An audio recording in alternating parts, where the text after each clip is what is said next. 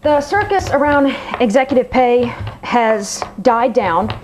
There haven't been any recent Acorn-sponsored bus tours of AIG executive homes, but boy, it was hot for a while.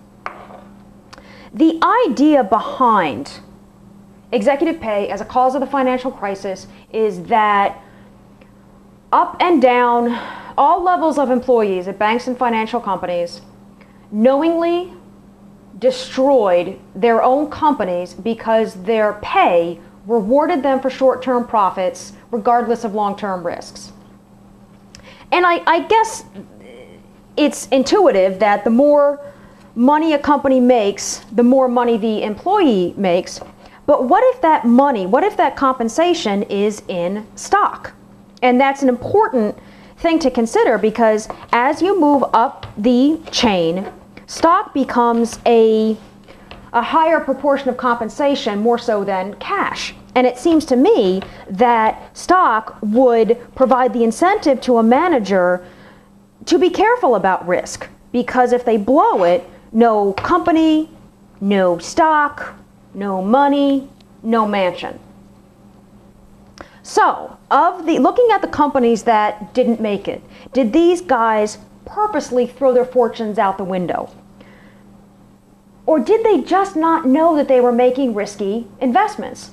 Remember, they were all using value at risk, and value at risk every day was saying, things look great, everything's good.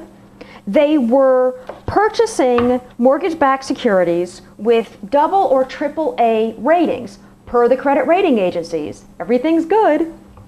The Basel Accords said you have to buy AA and AAA rated securities, and that gave the banks and financial companies more money to play with, less regulatory capital required for those per the regulations. I mean, of course, pay incentives can go good and they can go bad. I mean, yes, there were loan officers who approved dodgy loans because they wanted to qualify for a bonus. I've seen this in my own employers where they have given the highest commissions on the lowest margin product. But I don't think bank wage controls are a good idea. I think as soon as you put them in place, someone figures out a way around them. Ask Richard Nixon.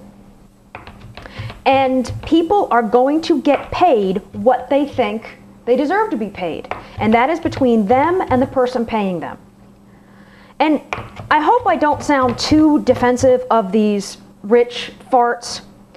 I just think that anybody would have done the same thing with the same information and the same incentives, and B, if the government starts to regulate bank and financial company wages, they're going to regulate everybody's.